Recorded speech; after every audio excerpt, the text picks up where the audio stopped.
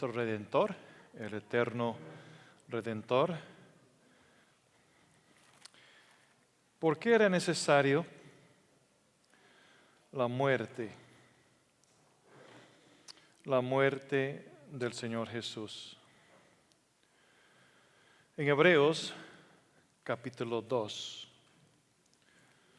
Hebreos capítulo 2. Porque era necesario que Jehová, que es Espíritu, la palabra, el verbo, tomara o se identificaba y tomara nuestro cuerpo de carne y sangre y ser uno con nosotros. Dios, Espíritu, no puede morir. Él es eterno. El hombre sí, carne y sangre sí. Entonces, Hebreos capítulo 2, versículo 14. Así que, por cuanto los hijos participaron de carne y sangre, Él también participó de lo mismo, para destruir por medio de la muerte al que tenía el imperio de la muerte, esto es, al diablo, y librar a todos los que por el temor de la muerte estaban durante toda la vida sujetos a servidumbre, porque ciertamente no socorrió a los ángeles, sino que socorrió a la descendencia de Abraham, por lo cual debía ser en todo semejante a sus hermanos, para venir a ser misericordioso y fiel sumo sacerdote en lo que a Dios se refiere, para expiar los pecados del pueblo. Pues en cuanto él mismo padeció siendo tentado, es poderoso para socorrer a los que son tentados. Y Hebreos capítulo 9, versículo 12. Y no por sangre de machos cabríos ni de becerros, sino por su propia sangre, entró una vez para siempre en el lugar santísimo, habiendo obtenido eterna redención. Hebreos 9:14. Entonces, nuestra redención es una redención eterna. No hay fin. ¿Por qué? Porque Él es eterno. Él es eterno. En Isaías 52, versículo 3, hay una palabra profética. Versículo 3 de Isaías 52, porque así dice Jehová, de balde fuisteis vendidos, por tanto, sin dinero seréis rescatados.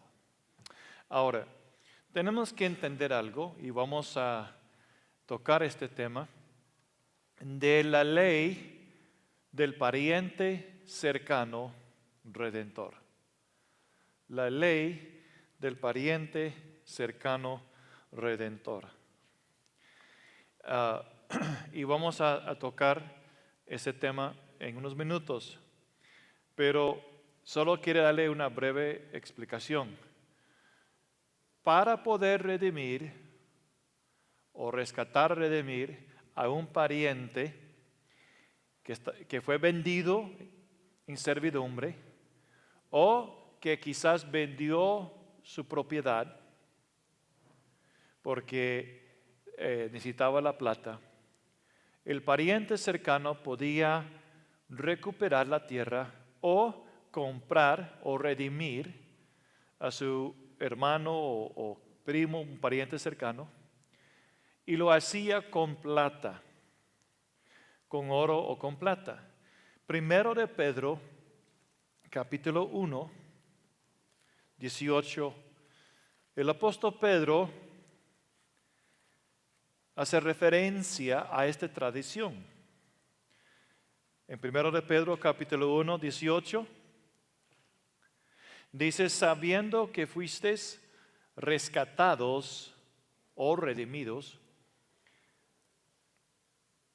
de vuestra vana manera de vivir, la cual recibisteis de vuestros padres, no con cosas corruptibles como oro y plata. Entonces, el costumbre era redimir con oro o con plata.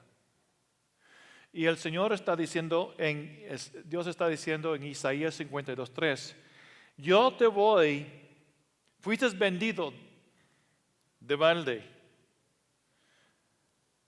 por tanto sin dinero seré rescatado. Usted sabe que cuando Adán y Eva desobedeció a Dios, la relación que ellos tenían con Dios cambió, ¿verdad?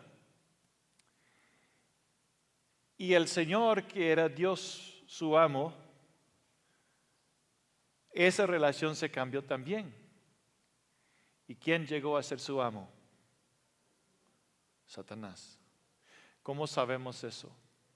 En Lucas, capítulo 4, cuando Satanás tentó a Jesús,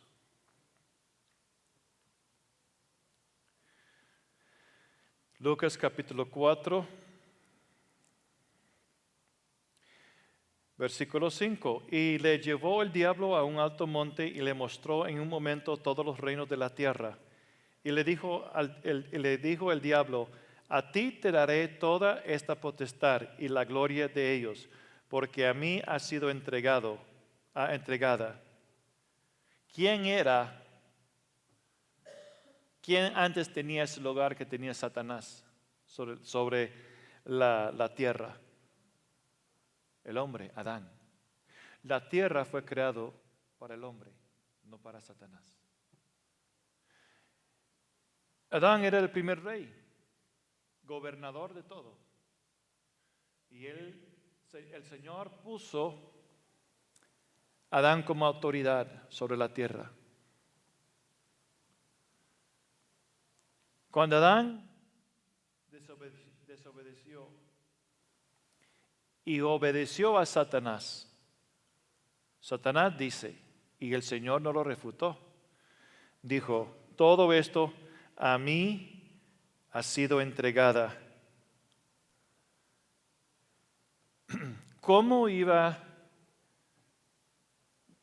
Dios recuperar para el hombre lo que era su herencia, lo que era su dominio?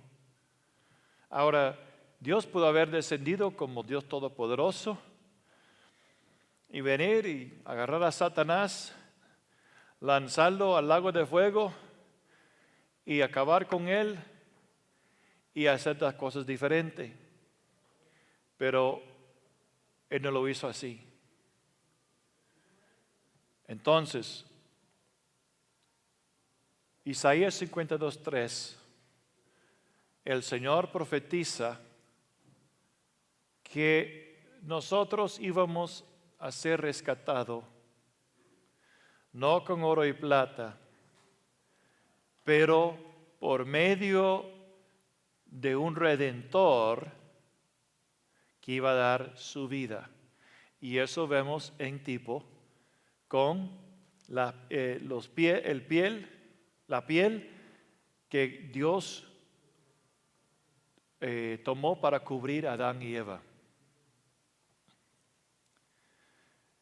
Y Pedro dice que no fuimos redimidos con oro y plata, sino con la sangre preciosa de Cristo como de un cordero sin mancha y sin contaminación. Entonces, Cristo es un redentor, es el redentor. Ahora, la palabra redentor o redimir se encuentra en el Antiguo Testamento. El redentor era el Goel. Usted puede poner el número de Strong's H 1350. H1350. Ahora, Cristo nos redimió haciendo el trabajo del pariente cercano, redentor. Lo que el pariente cercano hizo para su pariente con dinero y con plata, Cristo lo hizo con su sangre. En Gálatas capítulo 3, 13.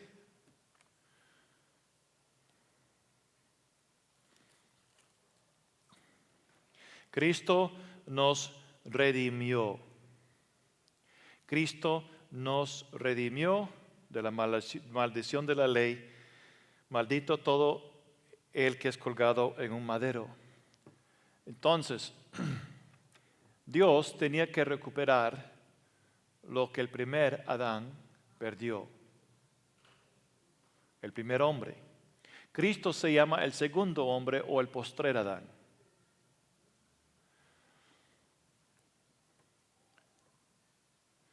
En Apocalipsis 5, versículo 9.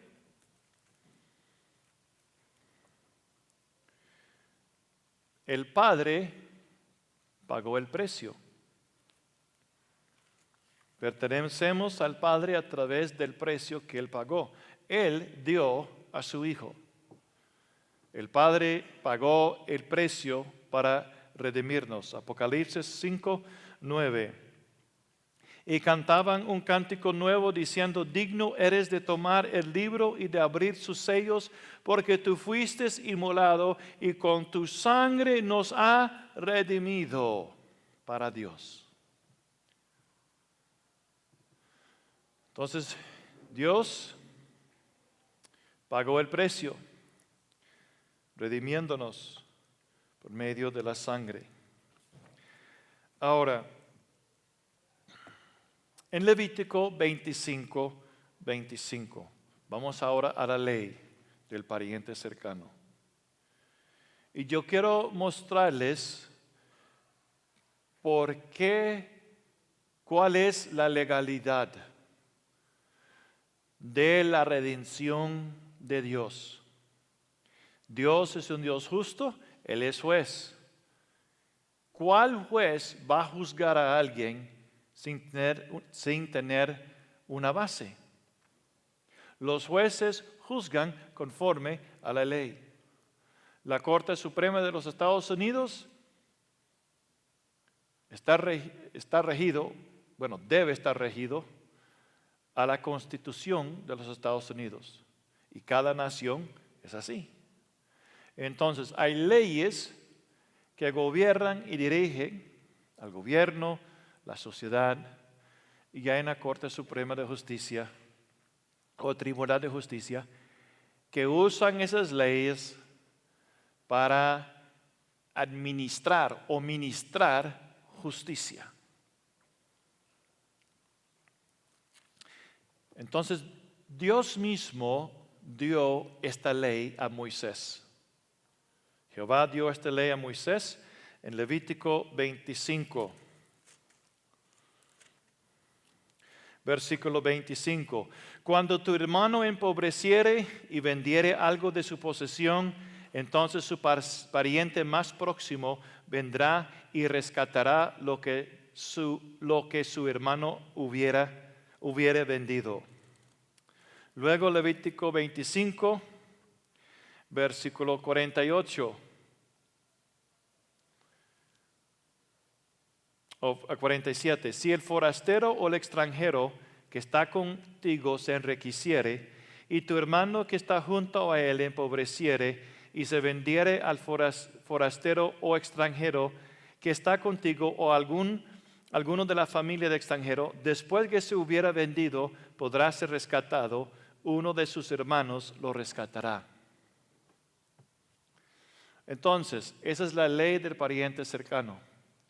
Ahora, había unos requisitos para poder redimir. Uno, la persona tenía que ser un pariente cercano. ¿Recuerda la historia de Boaz con Ruth? Había un hombre que era más cercano a Boaz.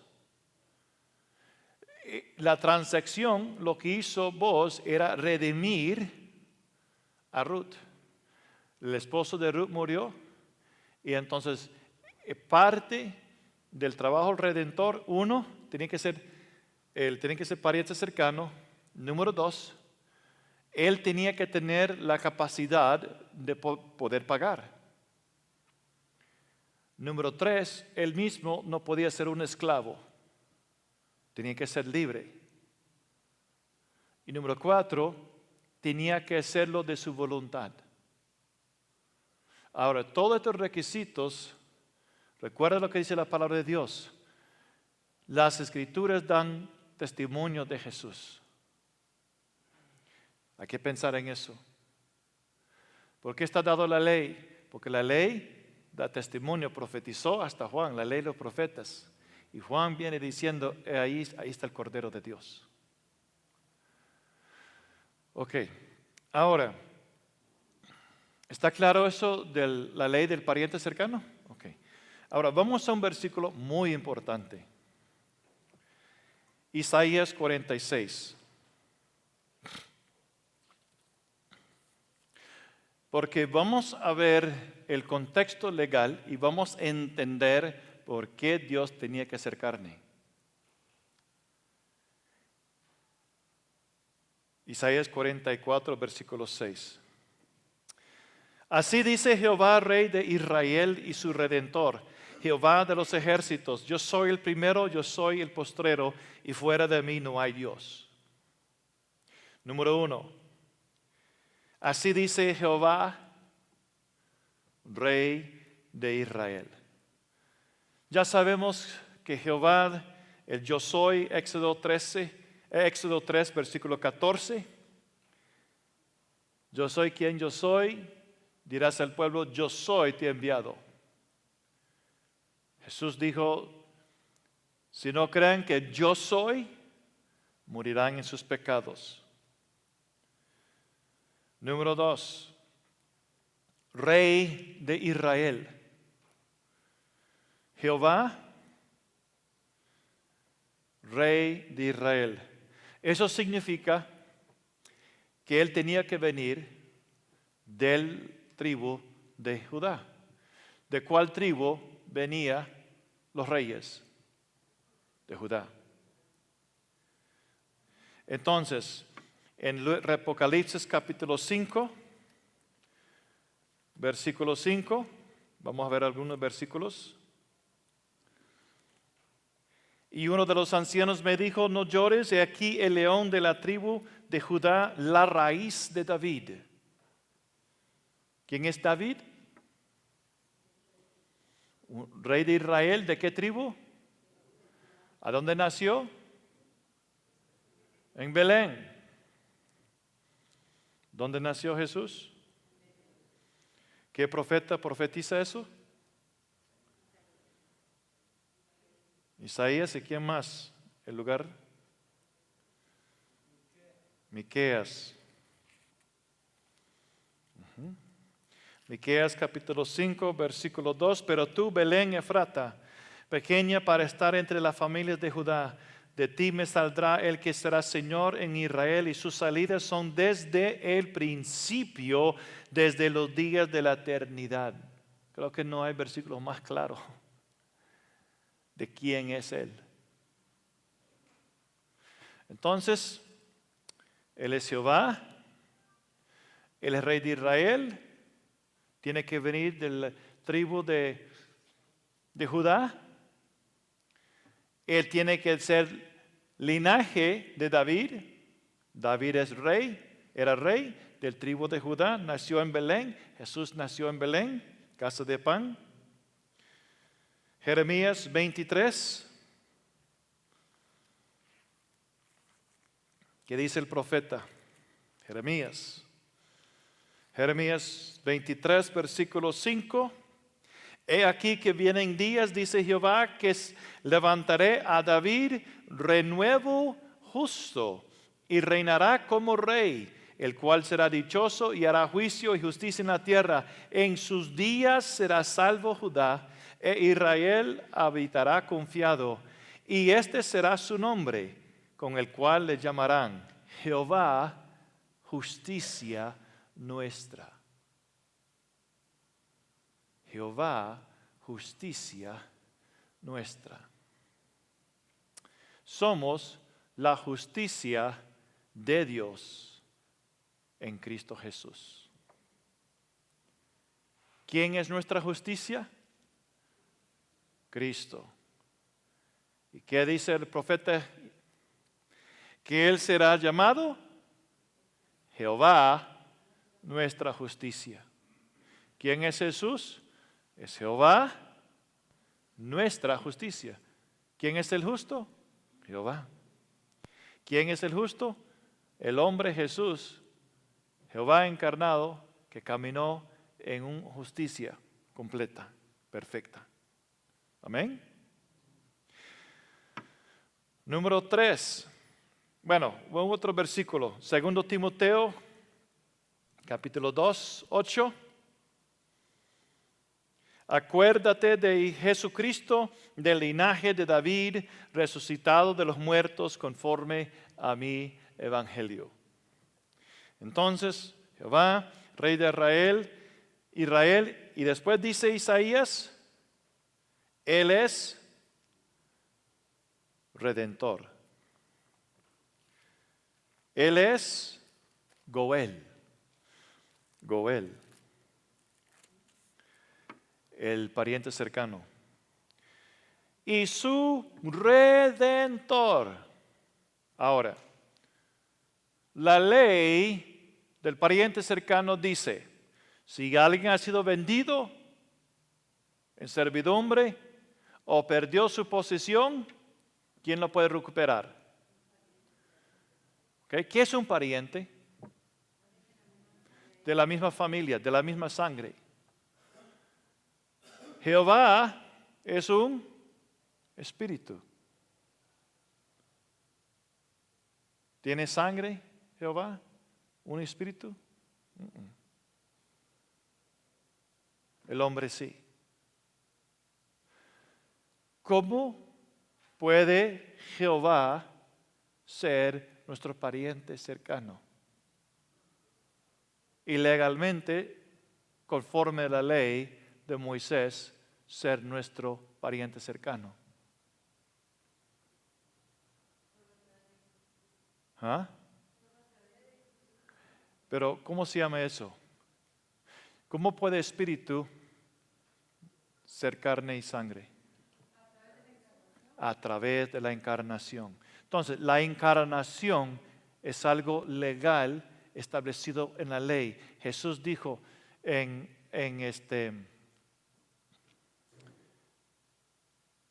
Mateo 5:17, no he venido a abrogar la ley, sino cumplirla.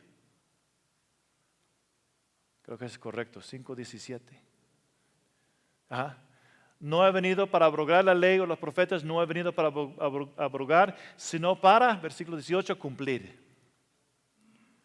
Entonces, quiero que entiendas. Jehová dice, yo soy su redentor, su Goel, su pariente cercano, pero espíritu no puede ser pariente cercano con carne y sangre. Entonces, ¿qué es lo que tiene que ser Dios? Él mismo tiene que ser parte de la familia del hombre. ¿Y cómo lo hace? Un cuerpo me has dado. ¿Cuál cuerpo? El cuerpo de una mujer, de una virgen. Isaías 7:14. Y ella es del linaje de Adán, porque viene de Adán, usted puede ver su descendencia, y también es del linaje de David. Y a través de María, la Virgen, descendiente de David, descendiente de Adán, Jehová puede legalmente llegar a ser familia nuestra y pariente cercano redentor. Y cumple con la ley, porque Dios no hace infracción de la ley. El anticristo sí. Dios cumple con la ley.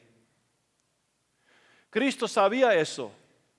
Él sabía que tenía que cumplir con las Escrituras, porque Él mismo dijo, yo puedo pedir de mi Padre 12 legiones de ángeles, pero ¿cómo entonces se cumplirá las Escrituras? ¿Y sabe lo asombroso, hermanos? Que el Padre lo hubiera hecho. Porque Jesús dijo, mi Padre me daría. Si yo le pido, me daría los 12 legiones. Pero entonces, ¿cómo se cumplirá las Escrituras? El Señor sabía que en cada página estaba escrito Él. Y Él vino a cumplir a la pie de la letra. Es más, sigue diciendo, cielo y tierra pasará, pero mis palabras no pasarán. Él va a cumplir todo lo que dice la ley de los profetas hasta el día cuando se cumple todo, cuando hay un cielo nuevo y tierra nueva. Entonces, Él es nuestro Redentor. El Señor Jesús legalmente, judicialmente llena los requisitos para ser nuestro pariente. El anticristo, la bestia, no tiene chance. Él es ilegal. Entonces no se preocupe cuando Él aparece y le dan dominio sobre la tierra, como dice en Apocalipsis 13, no se preocupe de eso. Él es ilegítimo. Él no es pariente cercano. Él no tiene el derecho sobre la tierra. Porque hay uno que nos ha redimido, no solo a nosotros, pero a la tierra también. Porque hasta la misma creación está esperando ser liberado y entrar en la libertad del Señor. Ahora, hay otra cosa que es muy interesante, que me gusta mucho. Otro aspecto, que cuando hubo, digamos, dos familias, y digamos el pariente cercano es un primo, y alguien mata al primo, el pariente cercano es el único que tiene el derecho de vengar la sangre de su pariente muerto.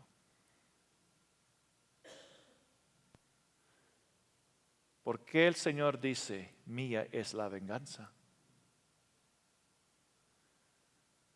Porque solo Jesús tiene el derecho de traer venganza, porque Él es el pariente cercano, nuestro hermano mayor. Y por lo tanto, Él va a vengar la muerte de toda la sangre de sus hijos. Por eso vienen los juicios sobre la tierra. Y Él va a reclamar la tierra. Porque Él es legítimo, el legítimo rey y heredero. Porque Él es rey de Israel, rey de Judá. Él es el Señor Todopoderoso. Y Él reinará sobre la tierra con sus reyes.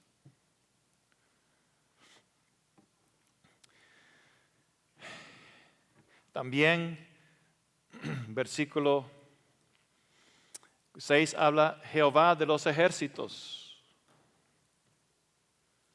En Zacarías capítulo 14.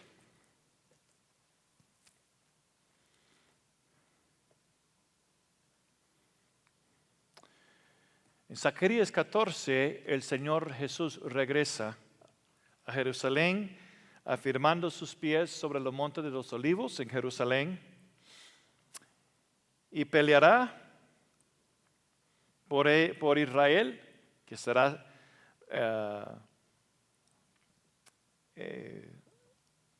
rodeado por sus enemigos.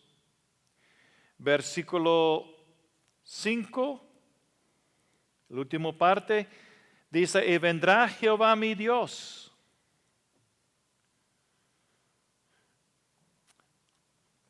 Versículo 9, y Jehová será rey sobre toda la tierra.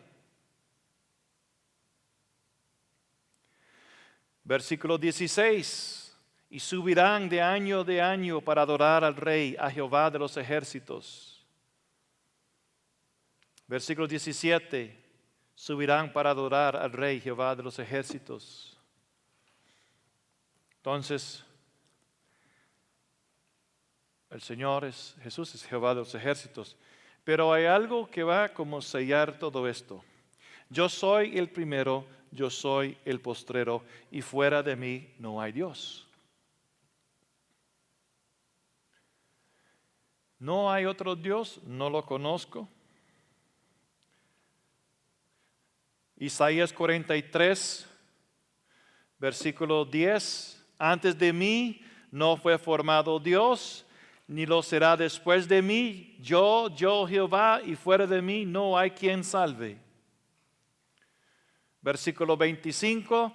Yo soy el que borro tus rebeliones por amor de mí mismo, y no me acordaré de tus pecados. ¿Quién es que perdona pecados? Jehová, el Señor Jesús. Yo soy el primero, yo soy el último.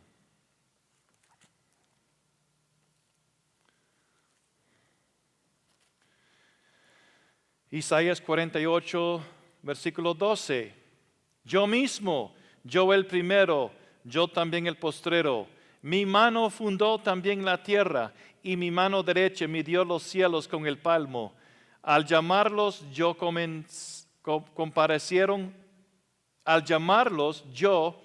comparecieron juntamente. El primero y el último, Jehová, es el Creador. Colosenses, capítulo 1. Jesucristo es el Creador.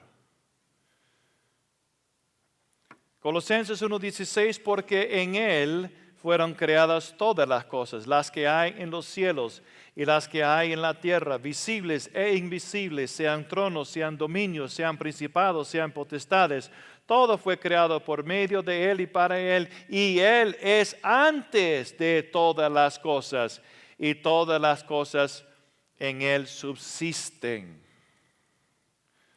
Ahora vamos a Apocalipsis 1:17. Pero empezamos con capítulo 1, versículo 1. ¿Cómo inicia el libro de Apocalipsis? No es la revelación del anticristo, de la bestia, de los juicios. Es la revelación, el descubrimiento de Jesucristo. ¿Quién es Jesucristo? Versículo 17. No temas, dice él a Juan, yo soy el primero y el último. Pero Isaías dice, yo soy el primero y el último, y fuera de mí no hay otro Dios. ¿Hay una contradicción? No, ¿por qué? Porque Jehová, que es el primero y el último, que es el Rey de Israel, Jehová los ejércitos, cumplió con la legalidad de la ley del pariente cercano, se hizo carne, murió para destruir el poder de la muerte, resucitó, y Él dice, yo soy el primero y el último.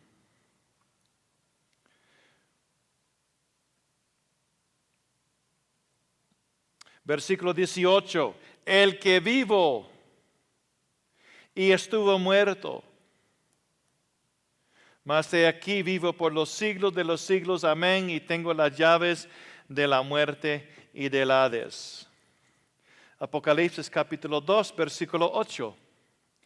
Escribe al ángel de la iglesia en Esmirna, el primero y el postrero, el que estuvo muerto y vivió. Apocalipsis 22, versículo 13. Yo soy el alfa y el omega, el principio y el fin, el primero y el último. Versículo 16, yo soy Jehová, yo Jesús he enviado mi ángel para daros testimonio de estas cosas en las iglesias. Yo soy la raíz de David. Yo lo sostengo, yo lo creo. Y el linaje de David.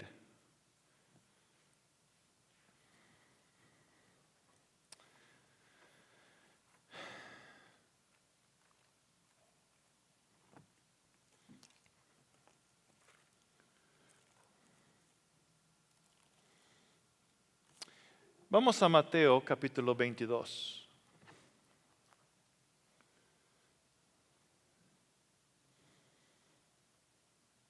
El Señor le gustaba provocar a los fariseos, pero en provocarlos Él también estaba dando pistas.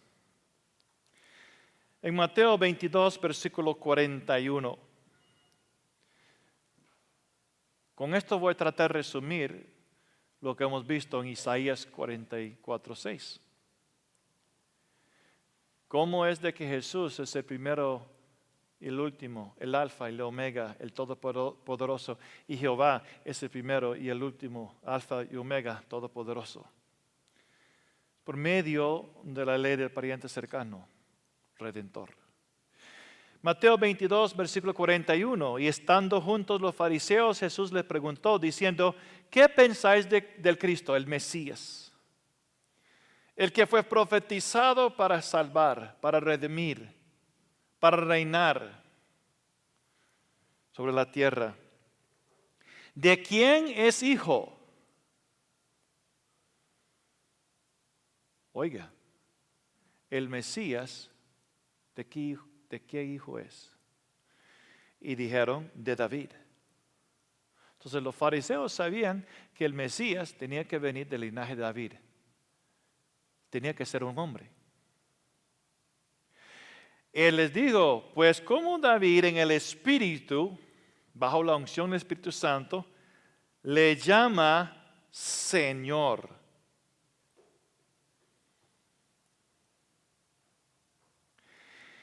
Y cita la escritura: dijo el Señor, Jehová, Dios Padre, Jehová es uno, Padre, Hijo, Espíritu Santo. Jehová significa el que siempre existe, el autosuficiente.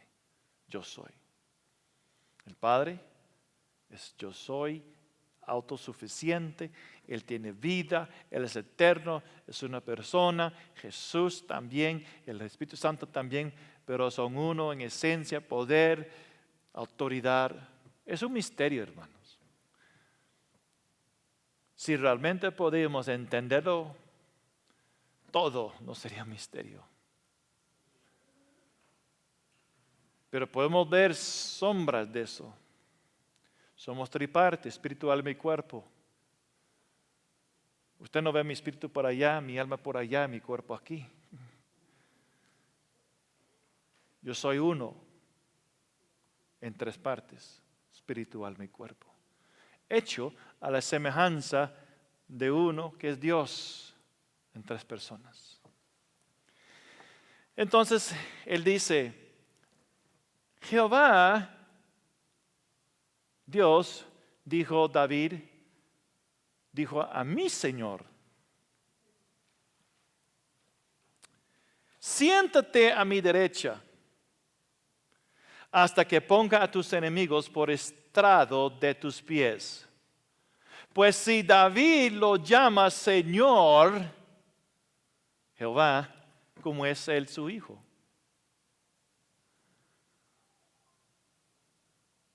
Y nadie podía responder palabra. Pero ellos entendieron lo que es un redentor, pariente cercano. Pero ellos no podían ver a Cristo en la ley. Recuerda que Jesús tenía que abrir el entendimiento de sus discípulos para que entendiesen las Escrituras. Entonces lo que Jesús está diciendo, Él está hablando de Él mismo. Que Él era el Señor de David, que sentó a la diestra del Padre. Y también es el Hijo de David, porque Jehová se hizo carne del tribu de Israel, de Judá, del linaje de David. Ahí está la encarnación. ¿No está lindo esto, hermanos? ¿Están entendiendo? ¿No es muy rico esta doctrina? A mí me gusta.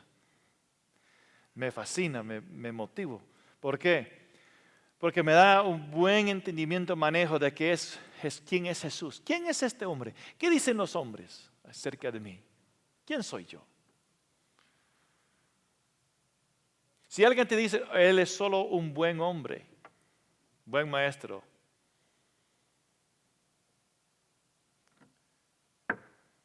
suena falso. Suena falso. Él es un profeta solamente. Falso. Es que ahora podemos ver que un buen maestro, un profeta, eso ni alcanza, aunque él era maestro de maestros y profeta de profetas, pero no alcanza lo que él es. Él es Jehová en la carne. En Hebreos capítulo 9,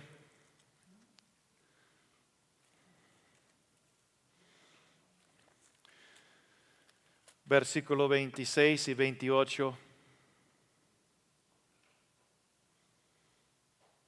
De otra manera le hubiera sido necesario padecer muchas veces desde el principio del mundo, pero ahora en la consumación de los siglos se presentó una vez para siempre por el sacrificio de sí mismo, para quitar de en medio el pecado. Y de la manera que está establecido para los hombres que mueren una sola vez y después de esto el juicio, así también Cristo fue ofrecido una sola vez para llevar los pecados de muchos.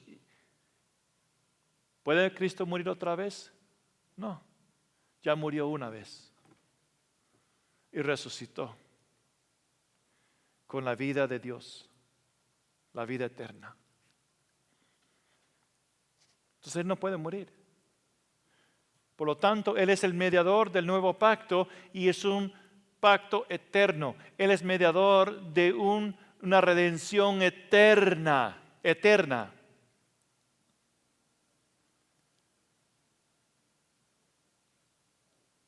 Si la redención de Él es eterna, eso significa que Él no puede morir.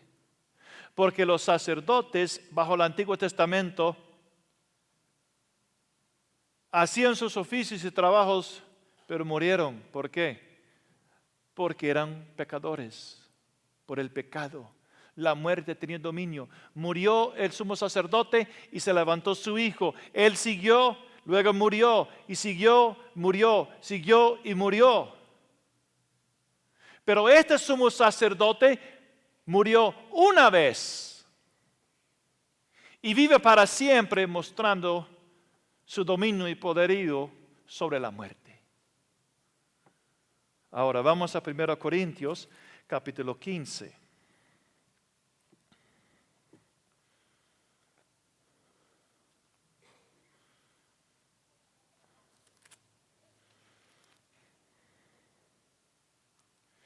Versículo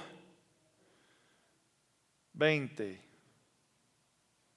Mas ahora Cristo ha resucitado de los muertos, primicia de los que durmieron es hecho. Porque por cuanto la muerte entró por un hombre, también por un hombre la resurrección de los muertos. Porque así como en Adán todos mueren, también en Cristo todos serán vivificados. Pero cada uno en su debido orden. Cristo, luego las primicias, luego los que son de Cristo, y en su venida, y luego el fin. Cuando entregue el reino al Dios y Padre, cuando haya suprimido todo dominio, toda autoridad y potencia, porque preciso es que Él reine hasta que haya puesto a todos sus enemigos debajo de sus pies. Y el postrer enemigo que será destruido es la muerte. ¿Por qué Él puede destruir la muerte? Porque conquistó la muerte. Porque todas las cosas las sujetó debajo de sus pies. Ahora, vamos al libro de Apocalipsis.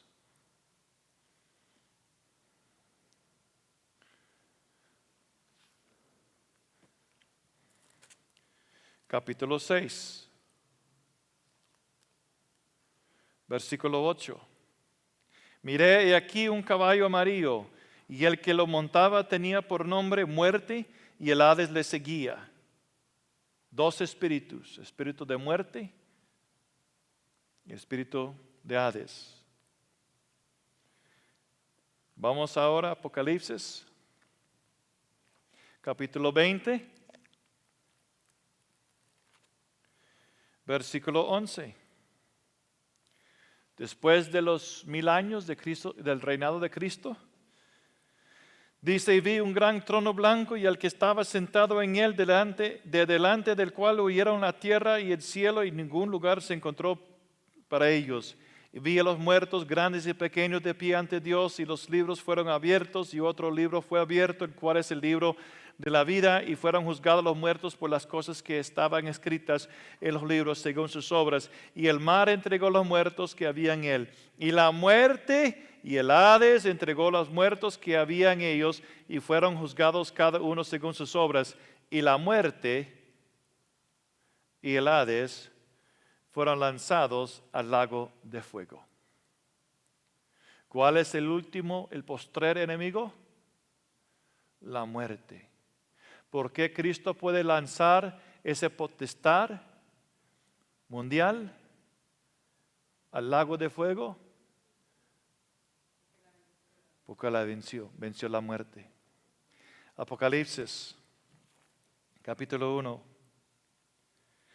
versículo 18. Yo tengo las llaves de la muerte y el Hades. Ahora, cuando esos dos jinetes van corriendo, cabalgando, van sin esas llaves.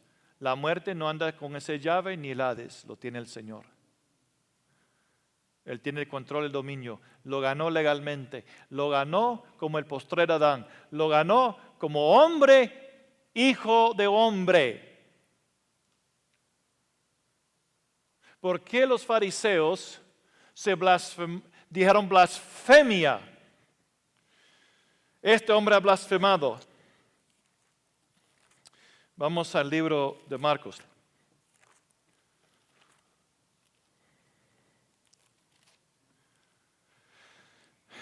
Marcos capítulo 14. Uno de los nombres favoritos del Señor es el Hijo de Hombre. Pero eso tiene un significado muy importante, un significado mesiánico. Marcos 14, versículo 60.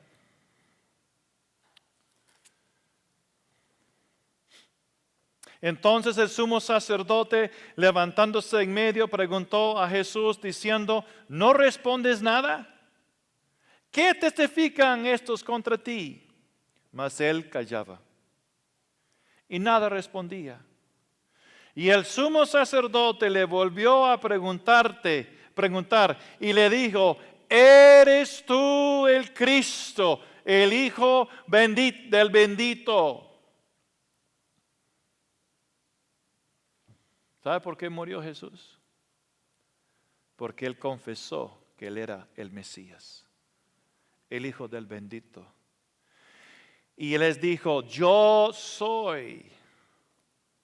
Y veréis al Hijo del Hombre sentado a la diestra del poder y viniendo en las nubes del cielo. Vamos a Daniel capítulo 7.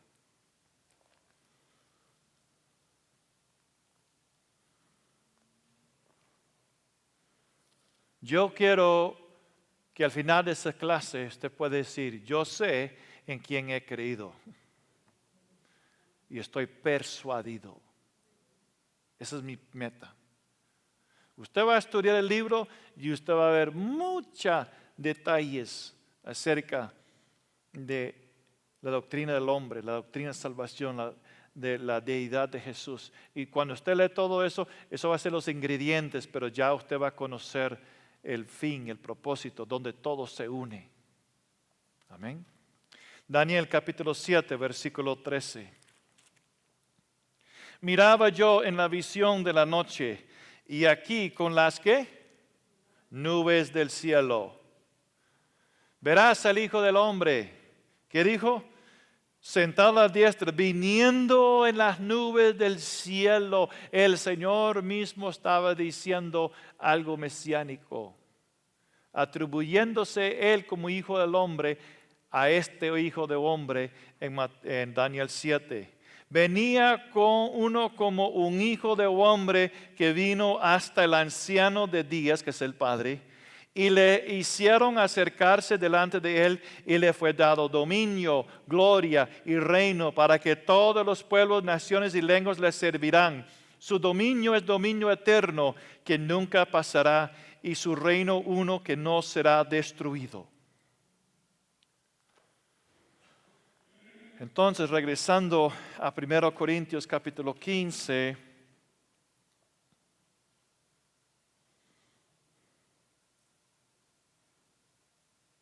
versículo 28, pero luego que todas las cosas le estén sujetas, entonces también el Hijo mismo se sujetará al que le sujetó a él todas las cosas, para que Dios sea todo en todo.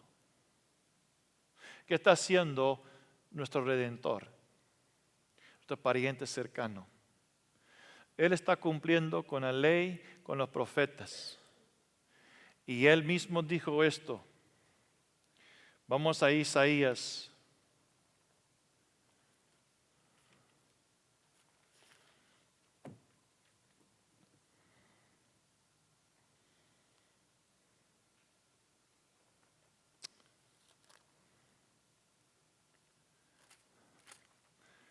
Creo que es 66.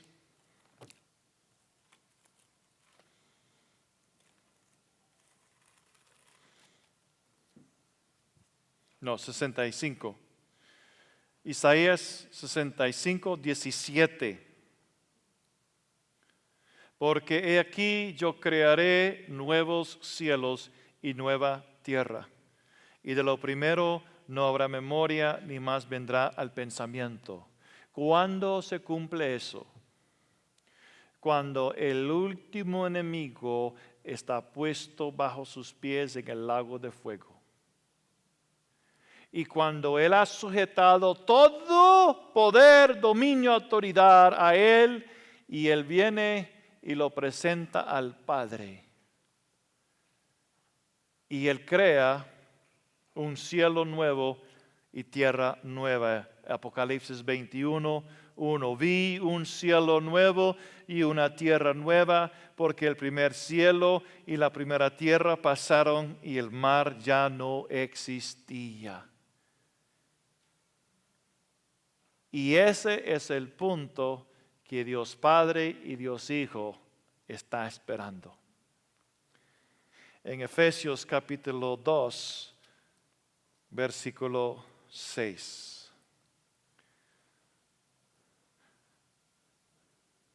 El Señor dijo esto a un hermano.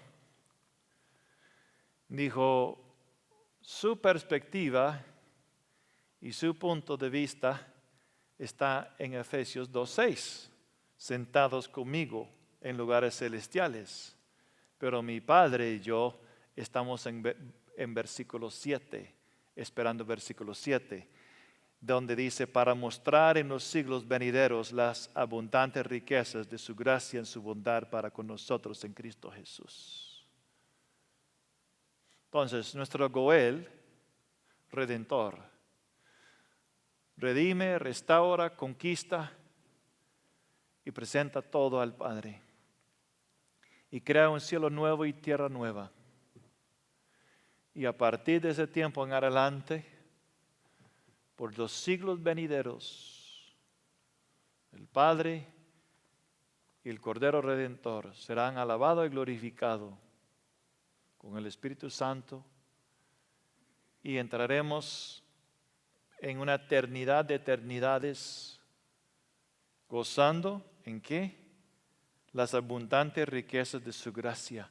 Es que el Padre necesita ese lugar, ese tiempo para poder expresar y dar todo lo que Él quiere darnos. Aquí en esta tierra, hermanos, es con la uña, estamos apenas raspando. Lo grande está por venir.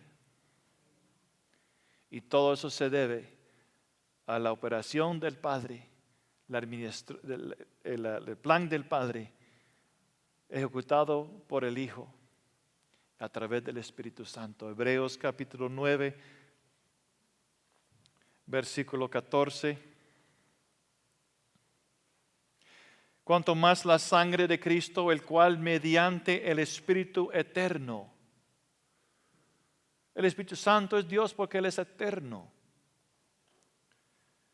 Se ofreció a sí mismo sin mancha a Dios, limpiará vuestra conciencia de obras muertas para que sirváis a Dios vivo.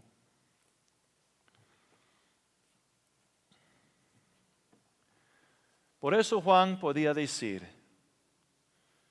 en Juan capítulo 1, versículo 14, Juan, un judío, entendió la ley del pariente cercano. Y en Juan capítulo 1, versículo 14, él dice esto: Jehová, el Verbo, fue hecho carne y habitó entre nosotros y vimos su gloria. ¿A dónde vio su gloria? En la monte de transfiguración.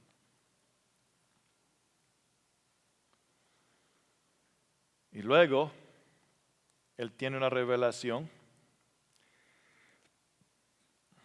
de la gloria de Cristo resucitado. Apocalipsis capítulo 1.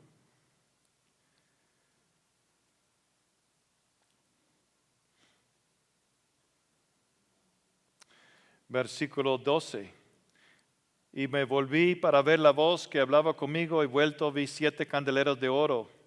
Y en medio de los 7 candeleros, uno semejante al Hijo del Hombre, vestido de una ropa que llegaba hasta sus pies y ceñido por el pecho con su cinto de oro. Su cabeza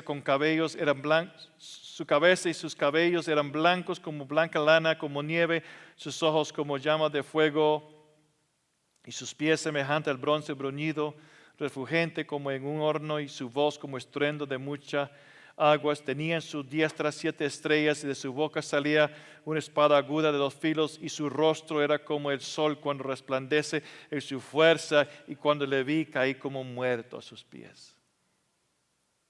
Juan había caminado con Jesús antes de la cruz, después de la cruz, pero ahora tiene una revelación del Cristo resucitado en toda su gloria, y es demasiado para él.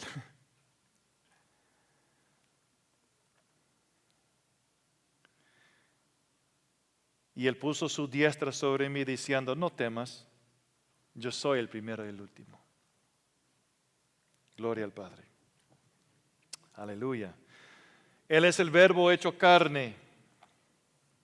1 Timoteo 3:16.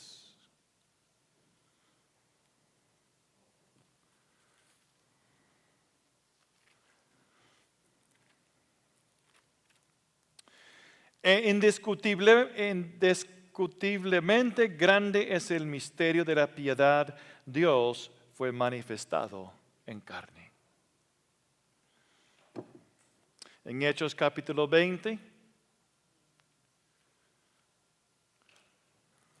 versículo 28. Por tanto, mirar por vosotros y por todo el rebaño en que el Espíritu Santo ha puesto por obispo para apacentar la iglesia del Señor, la cual Él ganó por su propia sangre. ¿Por qué era tan importante que Dios tomara cuerpo de carne y sangre? En Levítico 17,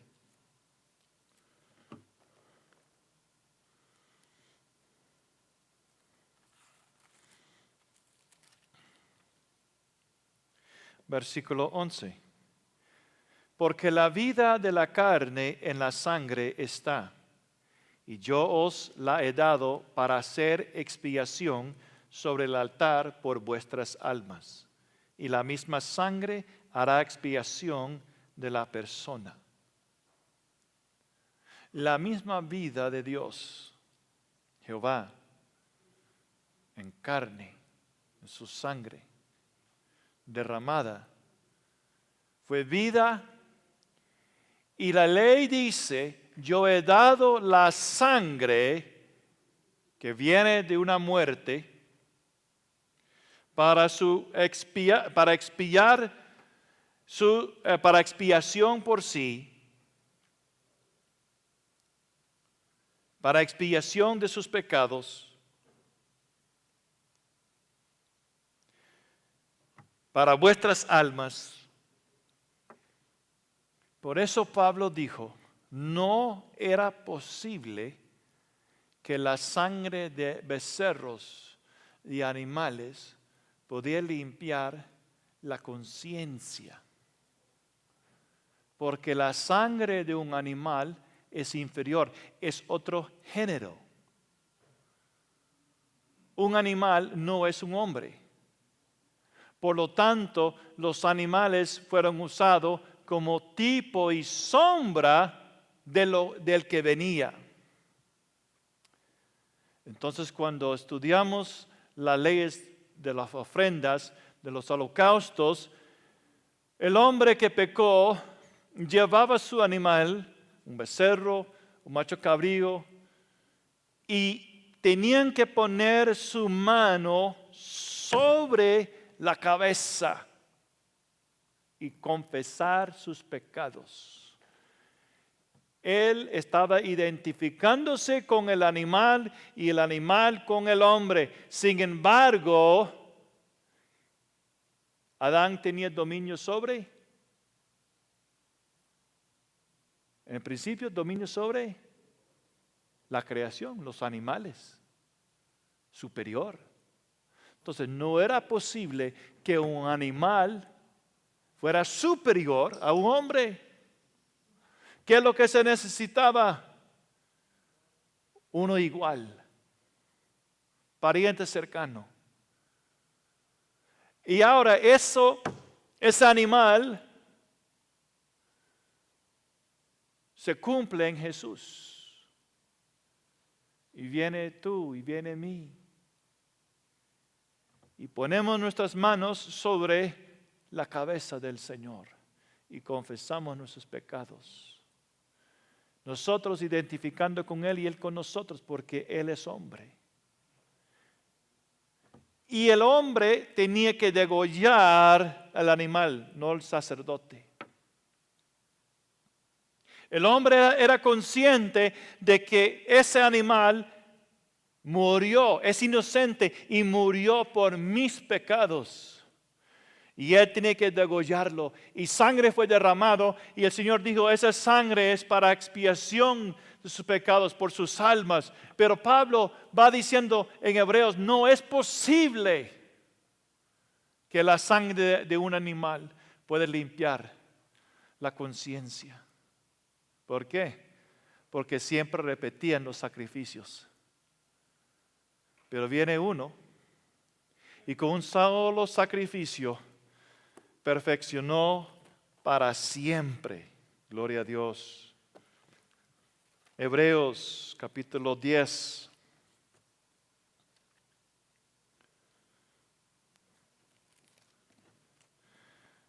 Versículo 12. Vamos a empezar con versículo 8. Sacrificio, ofrenda, holocausto, expiaciones por el pecado no quisiste, ni te agradaron, porque no funcionó. Las cuales cosas se ofrecen según la ley. Con Moisés vino la ley, pero con Cristo vino gracia y verdad. Esta es la verdad. He aquí vengo, oh Dios, para hacer tu voluntad. Quito lo primero, el primer pacto con los animales, para establecer este último. En esa voluntad somos santificados mediante la ofrenda del cuerpo de Jesucristo, hecha una vez para siempre, y ciertamente todo sacerdote está días tras días ministrando y ofreciendo muchas veces los mismos sacrificios que nunca pueden quitar los pecados. Pero Cristo, habiendo ofrecido una vez para siempre un solo sacrificio por los pecados, se ha sentado a la diestra de Dios. De ahí en adelante esperando hasta que sus enemigos sean puestos por el estrado de sus pies. Porque con una sola ofrenda hizo perfectos para siempre a los santificados, y nos atestigua lo mismo del Espíritu Santo, porque después de haber dicho, este es el pacto que haré con ellos después de aquellos días, dice el Señor, pondré mis leyes en su corazón y en sus mentes las escribiré, y añade, y nunca más me acordaré de sus pecados y transgresiones. Pues donde hay remisión